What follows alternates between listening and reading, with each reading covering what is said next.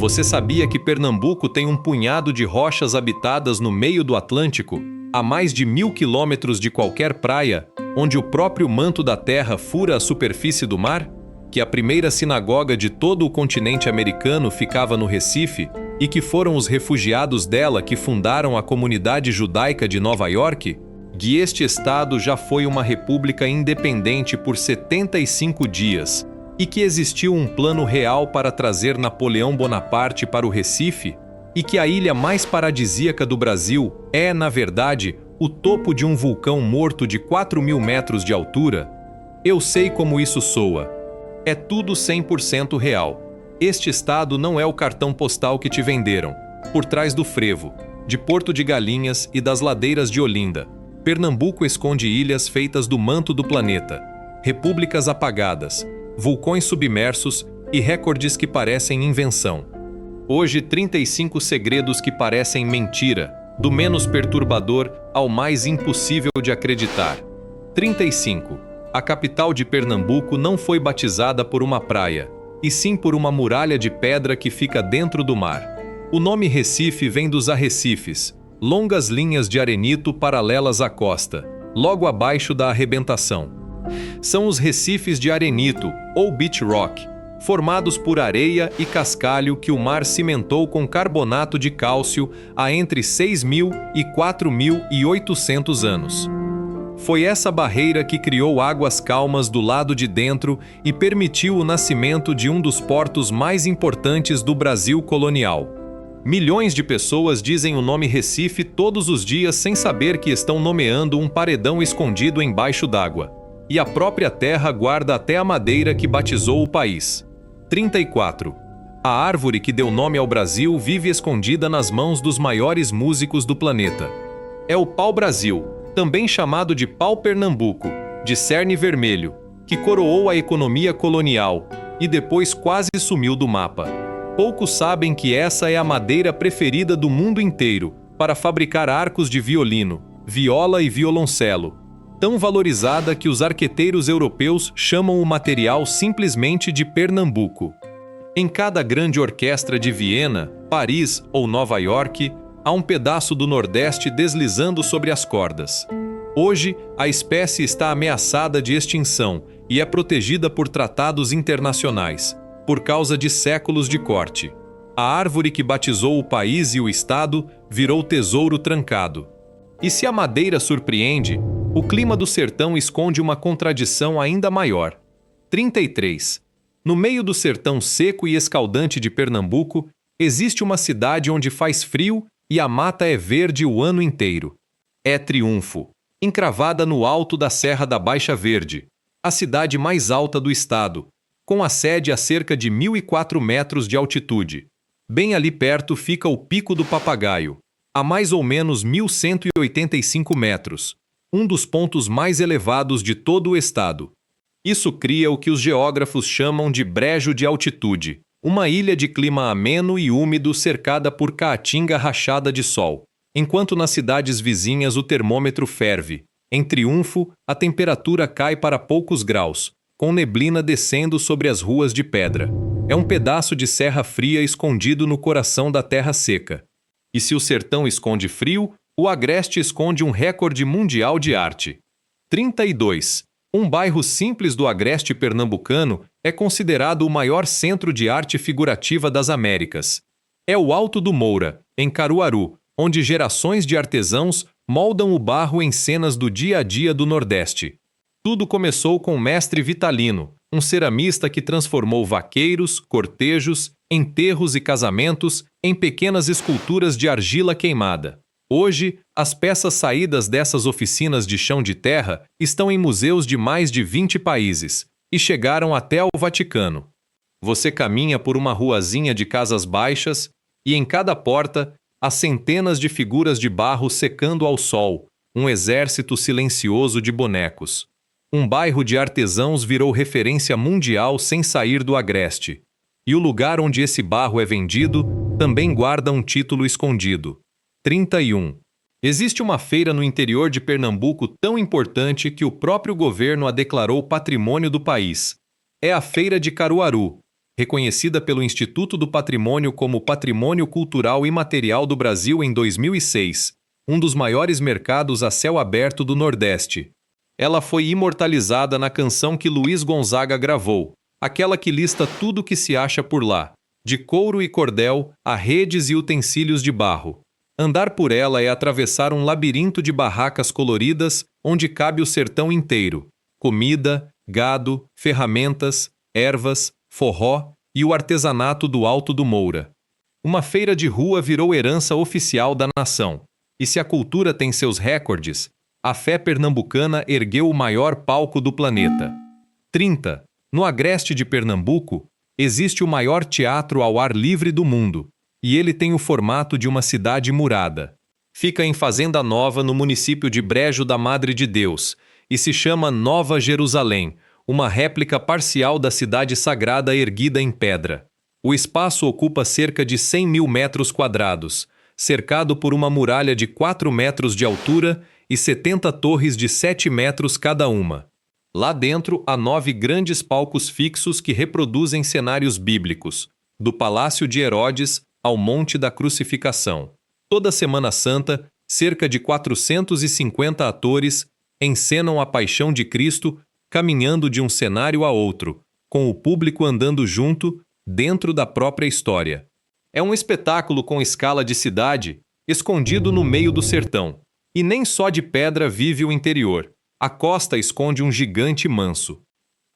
29. Numa ilha de Pernambuco funciona o único centro do Brasil dedicado a salvar o peixe-boi marinho, um dos animais mais ameaçados do país. É a ilha de Itamaracá, onde fica a sede do projeto Peixe-Boi, criado em 1980 pelo Centro Nacional de Pesquisa desses Mamíferos Aquáticos. Ali, filhotes órfãos e adultos feridos são recuperados em tanques e, quando possível, devolvidos ao mar. O detalhe que quase ninguém percebe é onde tudo isso acontece, bem ao lado do Forte Orange, uma fortificação levantada pelos holandeses em 1631. Você vê manatis enormes e dóceis boiando na água calma, à sombra de muralhas construídas há quase 400 anos. Um dos maiores esforços de conservação do Brasil mora dentro de um forte de invasores, e o sertão, terra da seca, esconde um mar de água doce onde ninguém espera. 28. No coração do sertão semiárido de Pernambuco, onde a água deveria ser o bem mais raro, existe um mar de água doce com praias. É o lago da usina hidrelétrica Luiz Gonzaga, também conhecido como Reservatório de Itaparica, formado quando o Rio São Francisco foi represado. O espelho d'água cobre uma área imensa, de centenas de quilômetros quadrados, transformando o meio da Caatinga num cenário de faixas de areia e ondas mansas. Para formar esse mar artificial, na década de 1980, cidades inteiras precisaram ser transferidas, e a velha Petrolândia foi abandonada e reconstruída em outro ponto. Hoje, quem chega estranha ver gente tomando banho de praia bem no meio do sertão nordestino. Venha um oceano de mentira encravado na terra da seca. E cercando essa água toda, o sertão ainda esconde uma ilha de mata verde onde ninguém espera. 27. No meio da Caatinga seca de Pernambuco, existe uma ilha de floresta úmida, verde e fresca, que parece transportada de outro bioma. É a Serra Negra, protegida por uma reserva biológica criada em 1950, uma das mais antigas do país. Esses lugares são chamados de brejos de altitude, elevações que capturam a umidade e sustentam uma mata fechada cercada por espinhos e terra rachada. Enquanto lá embaixo o sol calcina tudo, aqui em cima o ar é úmido, as árvores são altas e o chão é coberto de folhas. Dentro dessas manchas verdes sobrevivem espécies raras, algumas encurraladas nessas ilhas de mata há milhares de anos. E longe da terra firme, uma ilha inteira vive num tempo diferente do resto do Brasil. 26. Existe um pedaço de Pernambuco que vive, literalmente, no futuro em relação ao restante do país. É o arquipélago de Fernando de Noronha, que tem o próprio fuso horário 1 hora à frente de Brasília. Enquanto no continente o relógio marca 1 hora, na ilha já é a hora seguinte, porque ela fica bem mais a leste, mergulhada no Atlântico. Isso significa que o Sol nasce e se põe ali antes de qualquer outro lugar do Brasil continental. Quem chega de avião precisa adiantar o relógio, como se cruzasse uma fronteira invisível de tempo no meio do oceano. Uma parte do estado que sempre amanhece primeiro, sozinha, longe de tudo. E esse mesmo paraíso guarda uma regra que contraria a ideia de praia livre. 25. Fernando de Noronha é um dos poucos lugares do Brasil onde você precisa pagar uma taxa por dia só para ter o direito de estar ali. É a taxa de preservação ambiental, cobrada por cada dia de permanência, e ela aumenta quanto mais tempo o visitante fica na ilha. Além disso, o número de turistas é controlado e morar no arquipélago é restrito. Não é qualquer pessoa que pode simplesmente se mudar para lá. A ideia é proteger um ecossistema frágil, cercado por um parque nacional marinho e reconhecido pela Unesco como Patrimônio da Humanidade. Você paga para pisar na areia, paga por cada dia naquele ar e ainda assim há fila para conseguir ir. O cartão postal mais desejado do país é, na prática, trancado a 7 chaves. E longe do mar protegido, o sertão esconde o maior museu de pedra do estado. Se inscreve. O que vem é ainda pior. 24. Pernambuco guarda o segundo maior parque de arte rupestre do Brasil, atrás apenas da famosa Serra da Capivara. É o Vale do Catimbau, entre os municípios de Buíque, Ibimirim e Tupanatinga, na fronteira entre o Agreste e o Sertão. Ali há paredões de arenito colorido cheios de pinturas feitas por povos antigos, algumas com pelo menos 6.000 anos de idade. O lugar guarda ainda cerca de 2.000 cavernas e 28 grutas usadas como cemitérios pré-históricos, além de cânions esculpidos pelo vento. Um dos pontos mais impressionantes é a Pedra Furada. Acredita-se que aquele terreno já foi fundo de oceano e que a rocha foi perfurada aos poucos pela água e pelo vento ao longo de milênios. É um arquivo humano e geológico a céu aberto, esquecido no interior. E enquanto o sertão guarda o passado, a capital esconde a própria geografia. 23. A capital de Pernambuco é uma das poucas do Brasil que nasceu literalmente sobre a água, espalhada entre rios e ilhas. Recife foi erguida na foz de rios como o Capibaribe e o Beberibe, num emaranhado de braços d'água, manguezais e pedaços de terra ligados por pontes. Por causa disso, ganhou o apelido de Veneza brasileira, já que grande parte do centro antigo é, na verdade, um conjunto de ilhas urbanas. Nos tempos coloniais, a água não era enfeite, era rua, era defesa e era o motor do porto que movia o açúcar do Nordeste. Poucos pensam que a metrópole do frevo é, na origem, uma cidade anfíbia, construída sobre o encontro dos rios com o mar. Uma capital que boia entre canais, disfarçada de cidade comum. E foi por causa dessa riqueza que 2 cidades vizinhas entraram em guerra. 22. No começo do século XVIII, 2 cidades vizinhas de Pernambuco entraram em guerra aberta uma contra a outra. Foi a Guerra dos Mascates, deflagrada por volta de 1710, entre a aristocracia rural de Olinda e os comerciantes do Recife. De um lado estavam os senhores de engenho, endividados e orgulhosos. Do outro, os mascates, os mercadores do Recife que emprestavam dinheiro e enriqueciam. Quando o Recife conseguiu se emancipar de Olinda e virar vila própria, a nobreza reagiu com armas, e o conflito tomou as ruas. Houve invasões e barricadas, e chegou-se até a cogitar proclamar a independência de Olinda em relação a Portugal. Uma guerra em miniatura, travada por causa de quem mandava em quem. E o solo dessa mesma terra esconde um tesouro muito mais antigo que qualquer engenho. 21. No extremo oeste de Pernambuco, existe um planalto que guarda um dos maiores tesouros de fósseis do planeta. É a Chapada do Araripe, que o estado divide com o Ceará e o Piauí, um pedaço de terra elevado onde o tempo parou há mais de 100 milhões de anos. As rochas de lá, do período Cretáceo, preservaram peixes, insetos, plantas e até répteis voadores, os pterossauros, com detalhes impressionantes. Nas minas de gesso de cidades como Araripina, é comum um trabalhador partir uma laje e encontrar um peixe inteiro impresso na pedra, com escamas e espinhas visíveis. É como abrir um livro de pedra e ver, congelada, uma cena de um mundo que existia antes de o Atlântico sequer nascer. Um cemitério de répteis voadores escondido no sertão pernambucano. E falando em coisas antigas, a mais velha igreja do Brasil também está aqui. 20. A igreja mais antiga do Brasil não fica na Bahia nem no Rio, fica em Pernambuco. É a igreja dos Santos Cosme e Damião, na cidade de Igaraçu, reconhecida oficialmente pelo Instituto do Patrimônio como o mais antigo templo católico do país. A construção começou em 1535, o mesmo ano em que Duarte Coelho, o donatário da capitania de Pernambuco, desembarcou ali para tomar posse das terras. Ou seja, ela nasceu praticamente junto com a colonização do Brasil, quando quase nada de pedra ainda existia por aqui.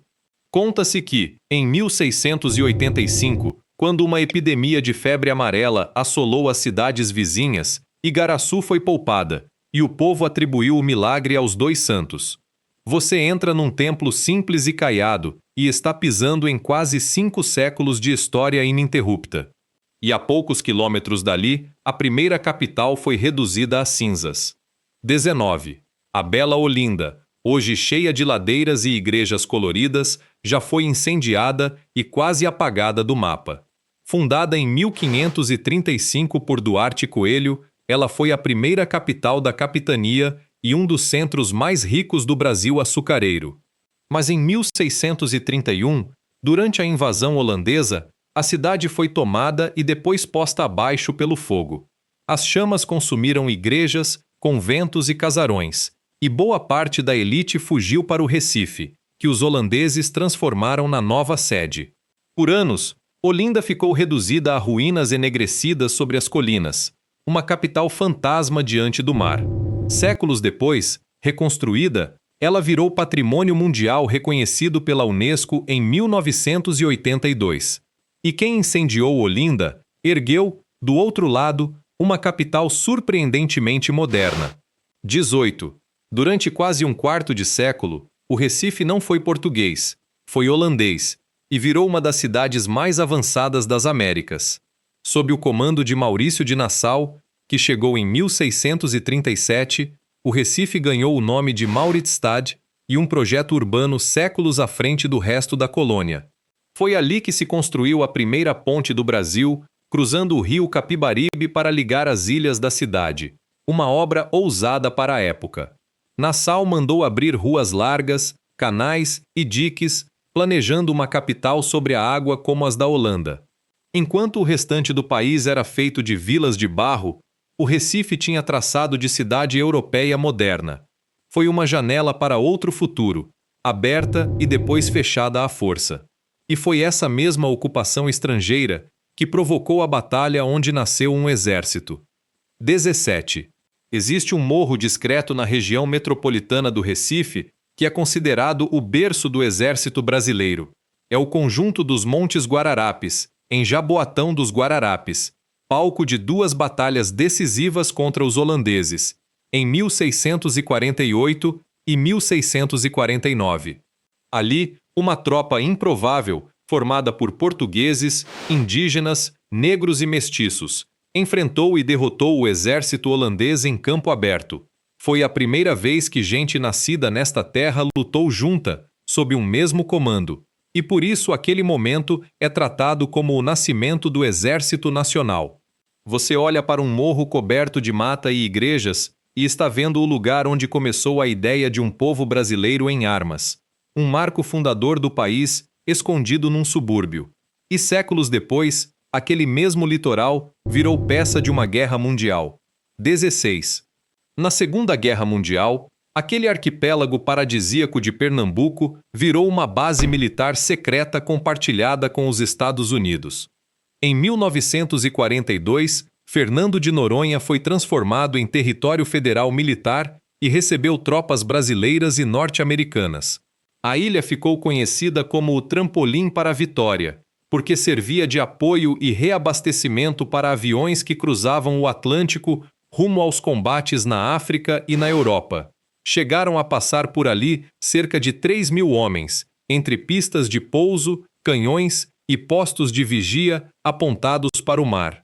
Onde hoje turistas mergulham em águas azuis, soldados vigiavam o horizonte com medo de submarinos inimigos.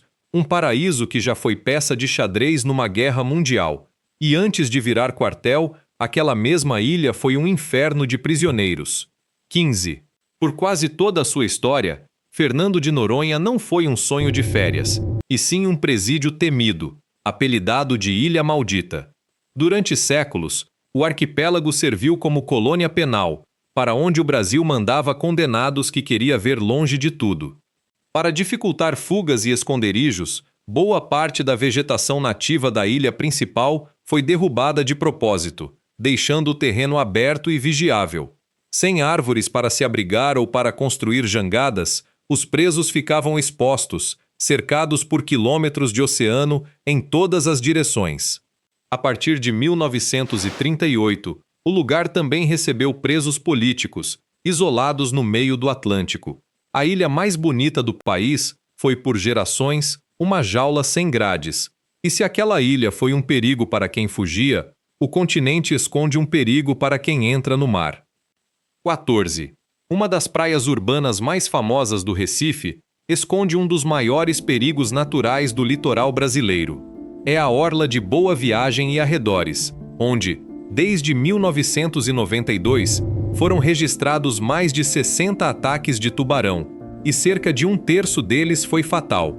O que quase ninguém conta é a provável causa por trás do fenômeno, a construção e a ampliação do porto de Suape, mais ao sul.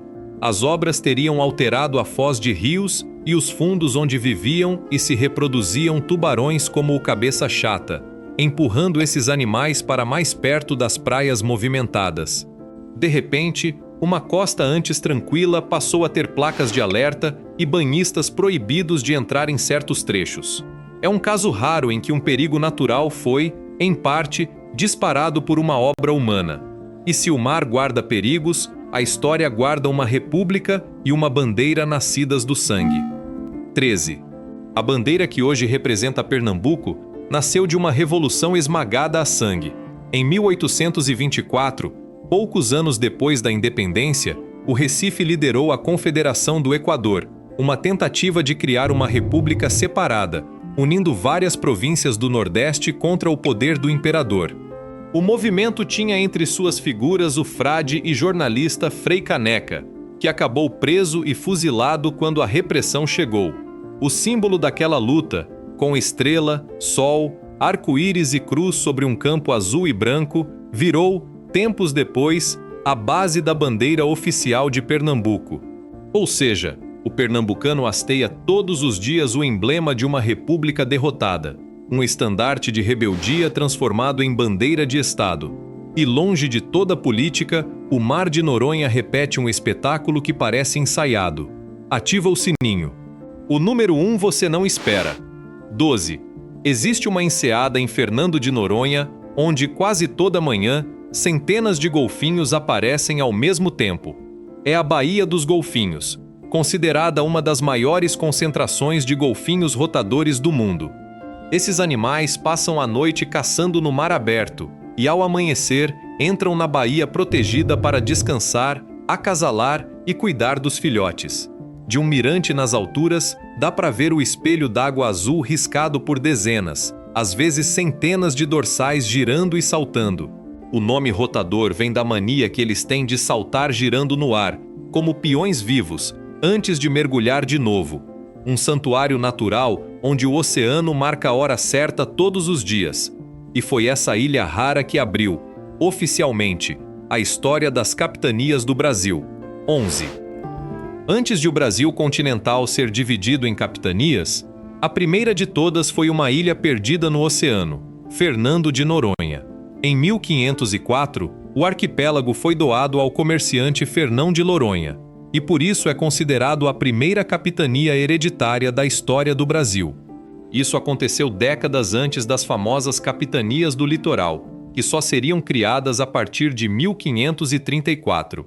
A ilha servia de base para a exploração do pau-brasil e como ponto de apoio para as naus que cruzavam o Atlântico. Poucos brasileiros sabem que a história das capitanias começou não em terra firme, mas naquele punhado de rochas vulcânicas. O primeiro pedaço loteado do Brasil ficava a centenas de quilômetros da costa, e até a vegetação do sertão esconde um recorde que pertence só ao Brasil. 10. Pernambuco é atravessado por um bioma que não existe em nenhum outro país do mundo inteiro. Vê a Caatinga, o sertão semiárido de espinhos, cactos e chão rachado, o único bioma exclusivamente brasileiro. Seu nome vem do tupi e significa mata branca, por causa do aspecto pálido e sem folhas que a vegetação ganha na estação seca. Durante meses, a paisagem parece morta. Galhos cinzentos, terra dura, um cenário de fim de mundo. Mas basta a primeira chuva forte, e em poucos dias, tudo reverdece de uma vez, como se a mata ressuscitasse do próprio esqueleto. É uma das mais impressionantes demonstrações de resistência da natureza no planeta. E a ciência mais antiga das Américas também tem raiz aqui. 9. A primeira grande investida científica e artística das Américas aconteceu no Recife holandês, e quase ninguém aprende isso na escola. Junto com Maurício de Nassau, vieram estudiosos e pintores que entre 1637 e 1644 transformaram Pernambuco num laboratório do Novo Mundo. Foi ali que se ergueu o primeiro observatório astronômico do continente, e se fizeram os primeiros registros sistemáticos do céu e do clima das Américas. O pintor Franz Post produziu as primeiras paisagens do Novo Mundo vistas por olhos europeus, retratando engenhos, rios e a mata do Nordeste. Os naturalistas Piso e Mark Grave escreveram o primeiro grande tratado científico sobre a natureza brasileira, descrevendo plantas, bichos e doenças da terra. Um surto de ciência e arte floresceu no meio da guerra colonial. E essa mesma terra rica já foi muito maior do que é hoje. 8. O mapa de Pernambuco que você conhece é o retrato de um gigante que foi sendo cortado como punição. No auge, a capitania era a mais rica e poderosa da colônia, com um território que se esticava muito além das fronteiras atuais. Depois da Revolução de 1817, o rei mandou desmembrar a região das Alagoas, que virou capitania separada, como castigo à rebeldia pernambucana. Anos mais tarde, após a Confederação do Equador de 1824, o imperador tirou de Pernambuco as terras do São Francisco e as entregou à Bahia. Ou seja, cada vez que o Estado se levantava contra o poder central, perdia um naco do próprio corpo, um gigante que foi punido a golpes de tesoura na geografia. E o motivo de tanto medo do poder central tem raízes que vão muito além da política. 7. Cravada no solo de Pernambuco existe uma cicatriz gigantesca que um dia esteve colada à África. É o lineamento Pernambuco, uma imensa zona de falha que corta o estado no sentido leste-oeste por centenas de quilômetros, uma das maiores estruturas geológicas do Brasil. Ela é tão antiga que se formou quando a América do Sul e a África ainda eram um único continente, grudadas uma na outra. Geólogos que estudam as rochas dos dois lados do oceano encontram falhas gêmeas na região dos Camarões, na África, que se encaixam com a de Pernambuco como peças de um quebra-cabeça. Quando o Atlântico começou a se abrir, há cerca de 130 milhões de anos, a Terra se rasgou bem ali, e as duas metades da ferida foram separadas pelo mar. Ou seja, existe um pedaço da África cuja continuação geológica está debaixo dos pés dos pernambucanos. E se a Terra guarda a cicatriz da África, o mar trouxe uma visita muito antes do que os livros admitem. 6. Segundo vários historiadores, o primeiro europeu a pisar no Brasil não chegou pela Bahia, e sim por Pernambuco, meses antes de Cabral. Foi o navegador espanhol Vicente Yáñez Pinzón que, em 26 de janeiro de 1500, avistou e ancorou junto ao Cabo de Santo Agostinho, no litoral pernambucano. Isso aconteceu cerca de 86 dias antes de Pedro Álvares Cabral aportar em Porto Seguro em abril daquele mesmo ano. Pinzon, que já tinha sido um dos comandantes na viagem de Colombo em 1492, batizou o lugar de Cabo de Santa Maria da Consolação. A Espanha, porém, não reivindicou a descoberta, porque, pelo Tratado de Tordesilhas, aquelas terras caíam do lado português. O verdadeiro primeiro toque europeu no Brasil pode ter sido numa praia de Pernambuco. E séculos depois, esta terra quase virou o refúgio do homem mais temido do planeta. 5. Houve um plano real, arquitetado no calor de uma revolução, para trazer Napoleão Bonaparte e escondê-lo no Recife. Durante a Revolução Pernambucana de 1817, emissários dos rebeldes negociaram no exterior apoio e armas para a causa. Entre os aliados apareceram antigos oficiais do exército de Napoleão que sonhavam resgatar o imperador do exílio na ilha de Santa Helena. A ideia era tirá-lo daquela prisão britânica no meio do Atlântico e levá-lo justamente para Pernambuco, transformando o Recife na base de um novo império. Alguns desses veteranos franceses chegaram a embarcar rumo ao Brasil, mas foram presos antes mesmo de desembarcar, quando a Revolução já tinha sido esmagada. Imagine a história do mundo se Napoleão tivesse governado a partir do Recife, e essa mesma Revolução guardava um feito ainda mais impressionante do que o plano. 4. Muito antes de o Brasil virar república, Pernambuco já teve a sua, e ela durou 75 dias. Em 6 de março de 1817, uma revolta tomou o Recife, derrubou o governo português e proclamou, pela primeira vez em solo brasileiro, uma república independente. Os revolucionários montaram um governo provisório, criaram uma bandeira própria e aboliram alguns impostos, sonhando com uma nação livre no Nordeste. Por pouco mais de 2 meses, uma parte do país viveu fora do domínio da coroa, com leis e símbolos próprios. Mas a repressão veio brutal. As tropas retomaram o Recife e 14 líderes foram condenados à morte por crime contra o rei, muitos enforcados e esquartejados em praça pública. A primeira experiência republicana da história do Brasil nasceu e morreu ali, quase esquecida pelos livros. E ainda falta o segredo que ligou o Recife à cidade de Nova York. 3. A primeira sinagoga de todo o continente americano não ficava nos Estados Unidos, e sim no Recife. É a Kahal Zur Israel, fundada por volta de 1636, durante o domínio holandês, quando milhares de judeus vieram para Pernambuco em busca de liberdade religiosa. Ali funcionou uma comunidade viva, com o seu rabino, o luso-holandês Isaac Aboab da Fonseca, o primeiro rabino das Américas. Mas quando os portugueses expulsaram os holandeses, em 1654, os judeus tiveram que fugir para escapar da Inquisição. Um grupo de 23 desses refugiados atravessou o oceano e desembarcou em Nova Amsterdã, a colônia holandesa que viraria Nova York. Foram justamente eles que fundaram a primeira comunidade judaica da América do Norte, a raiz da imensa comunidade judaica daquela cidade.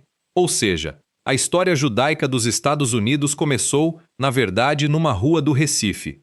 E o maior segredo natural do estado ainda está no meio do oceano. 2. A ilha mais desejada e fotografada do Brasil é, na verdade, a ponta de um vulcão gigantesco escondido no fundo do mar. Fernando de Noronha, com suas praias de cartão postal, é apenas o topo emerso de uma montanha submarina que se ergue por cerca de 4.000 metros a partir do fundo do oceano. O que aparece acima da água é uma fração minúscula. O pico mais alto da ilha tem só 321 metros, enquanto a base da montanha, lá embaixo, chega a ter dezenas de quilômetros de diâmetro. Todo aquele arquipélago nasceu de erupções que aconteceram há cerca de 10 milhões de anos, quando o vulcão cuspia lava no meio do Atlântico. Hoje ele está morto, extinto há mais de 1 milhão de anos, e o mar comeu quase tudo, deixando só a coroa de rocha à mostra. Quando você pisa na areia de Noronha, está de pé sobre um monstro adormecido de 4.000 metros. E ainda assim, ele não é o ponto mais impossível de acreditar deste estado. Se isso te arrepia, se inscreve. Falta o pior. 1. O maior segredo de Pernambuco não é uma praia, nem uma cidade. É um punhado de rochas nuas perdidas no meio do Oceano Atlântico. onde o próprio interior da Terra fura a superfície. Vê o arquipélago de São Pedro e São Paulo, um conjunto minúsculo de ilhotas a mais de 1.000 quilômetros da costa, tão isolado que fica quase em cima da linha do Equador, no meio do nada. O que quase ninguém sabe é do que ele é feito. Não é lava nem areia, mas peridotito, uma rocha do manto da Terra, aquela camada que normalmente só existe a dezenas de quilômetros de profundidade. Aquele arquipélago é o único lugar de todo o Atlântico onde o manto do planeta aparece acima da água, empurrado para cima bem na fenda entre duas placas tectônicas, a chamada dorsal mesoatlântica. Desde 1998, o Brasil mantém ali uma estação científica habitada sem parar, com pesquisadores que se revezam vivendo naquele fim de mundo, cercados por tubarões e mar aberto em todas as direções. E por incrível que pareça, esse território remoto é administrado a partir de Pernambuco, pelo mesmo distrito de Fernando de Noronha. Ou seja, o estado do Frevo é dono de um pedaço do manto da Terra boiando no meio do oceano. Imagine pisar numa rocha vinda do miolo do planeta, a mais de 1.000 quilômetros de qualquer praia, e saber que aquilo responde a Pernambuco. É a coisa mais parece mentira, mas é real, de todo o estado. O Pernambuco que te venderam é só a casca. Por baixo do frevo e das praias mornas, há vulcões submersos, ilhas feitas do manto do planeta, repúblicas fuziladas, sinagogas que fundaram Nova York e um estado gigante que foi cortado a golpes de castigo. O cartão postal foi feito para você não olhar embaixo, nem para longe, nem para trás. Agora você já olhou. E acredite, Pernambuco ainda esconde muito mais.